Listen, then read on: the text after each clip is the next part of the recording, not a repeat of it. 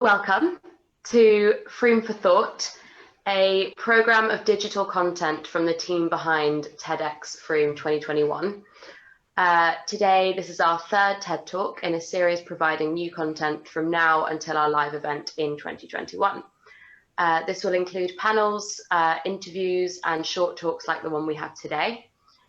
During this time of online content, we have the freedom to invite people from Frome and further afield. So today we've got Ruth from, was it Colchester? Yeah, Colchester in Essex. Today Ruth is speaking to us about instincts and intuition, what we can learn from connecting with animals.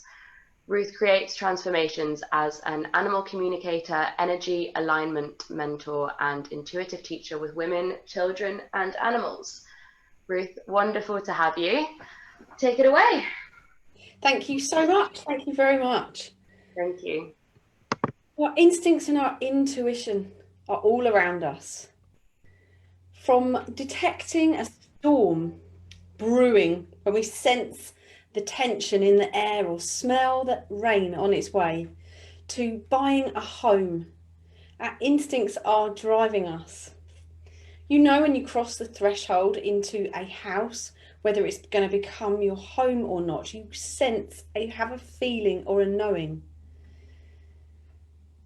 From sensing or tasting danger or knowing right from wrong, or whether you dash out in the morning to work out the door and you think, I'd better take a brolly with me, but you don't act on it, only to get caught out in the rain later on. So much of our communication is dependent on our instincts and our intuition. The more subtle communication, the non-verbal communication.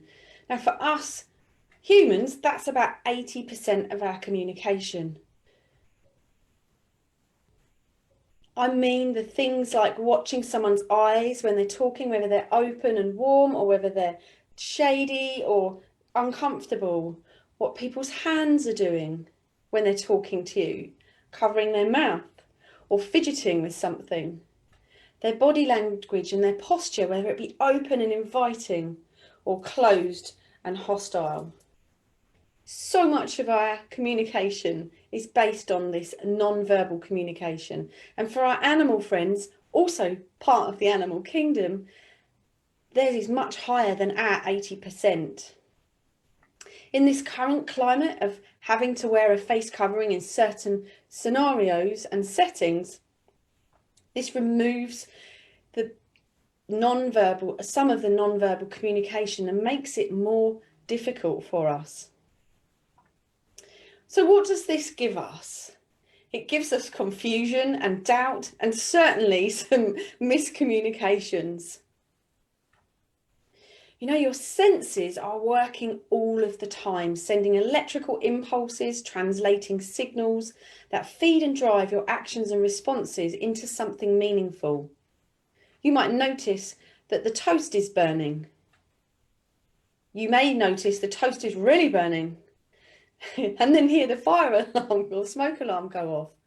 At some point, what you sense, the information you receive through your smell, will drive you to take an action, whether that be to waft the smoke away from the smoke alarm, open a window, or scrape a bit off the toast and eat it anyway. Whatever that is, the electrical impulses and our senses are sending this information to us to do something with.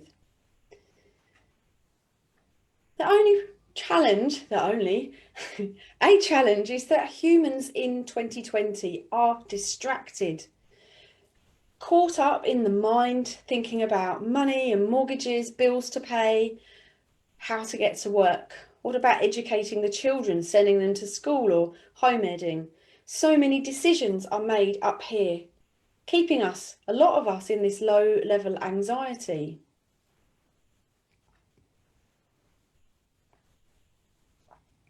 The thing is that there is a way to connect to your senses and really open up that connection, that innate knowing. So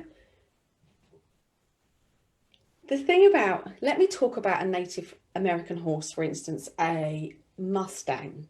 So Mustangs are wild horses. They tend to live out west, Nevada, California, places like that.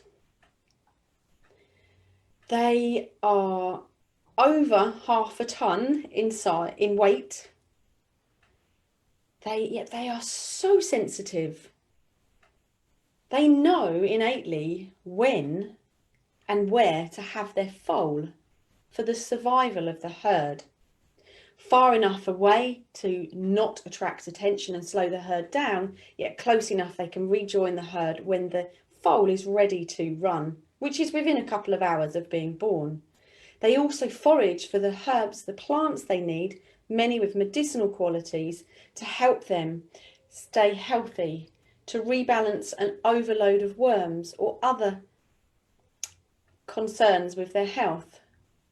When we observe Mustangs in the wild, not only do you notice that they are free to express themselves exactly as nature intended, they really are working together, and the non-verbal communication is prolific.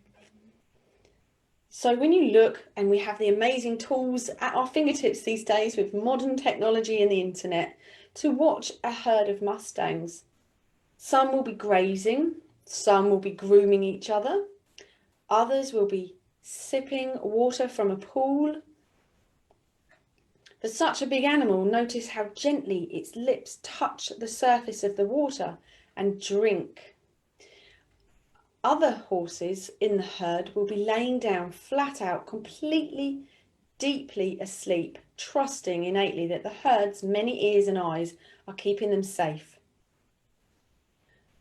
All of their senses are fully engaged for their survival and for their thriving. Now, what does being connected give you? As part of the animal kingdom, us humans gain clarity, trust in yourself. You know, when you meet somebody, whether you've got that feeling, whether you're going to trust them or not, whether you may be a lifelong friend, they're your instincts reading information and those electrical impulses sending information and signals to the brain that you may or may not be paying close attention to. They allow us to make those decisions when you're driving on a normal route one day. You just turn left instead of going straight or right, and you don't know why, but you arrive 5 minutes early for your appointment. Our instincts are working all of the time, connecting us to information that helps us to flourish.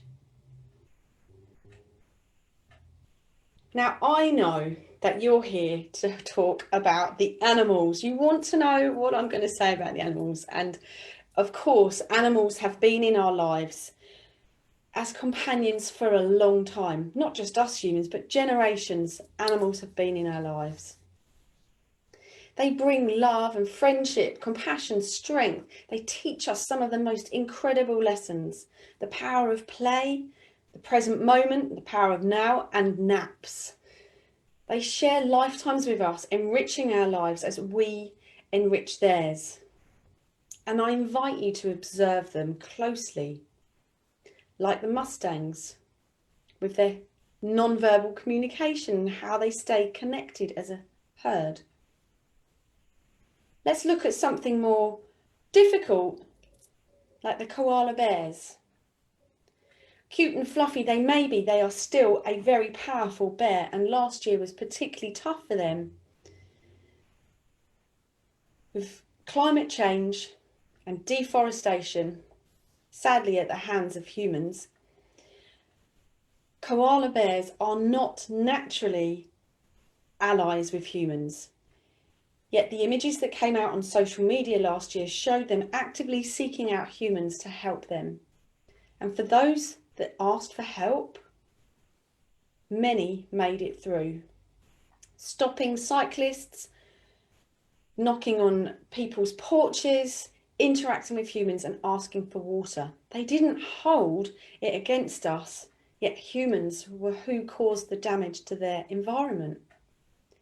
Was it their instinct that drove them to, or an inner sense of knowing, their deep connection to their senses that let them know that actually these humans are going to help us? What about foxes here in the UK? The wild fox has adapted to more urban areas, and the urban foxes are thriving. Now, their waste may have a distinct fragrance, but it certainly doesn't take 450 years for it to decompose and impact the environment negatively. What about our domestic pets? Cats, for instance. You seem to have a knack of knowing when they need feeding. Yes, some are more vocal than others.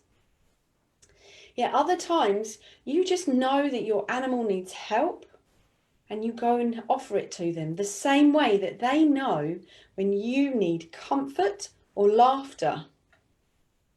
And dogs, they always seem to know when you are coming home, even when you change your routine. And I invite you to test this with them.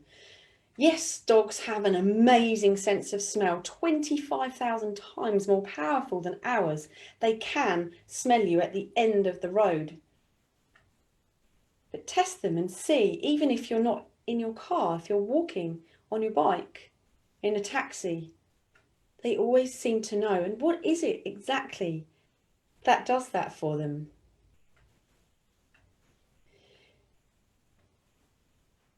Humans and the animals, as part of the animal kingdom, are stronger in unity. If you could take just one lesson from the animals today, what would it be? Thank you for watching. I'm Ruthy Doolittle. I create transformation through heart-to-heart communication. Bye for now.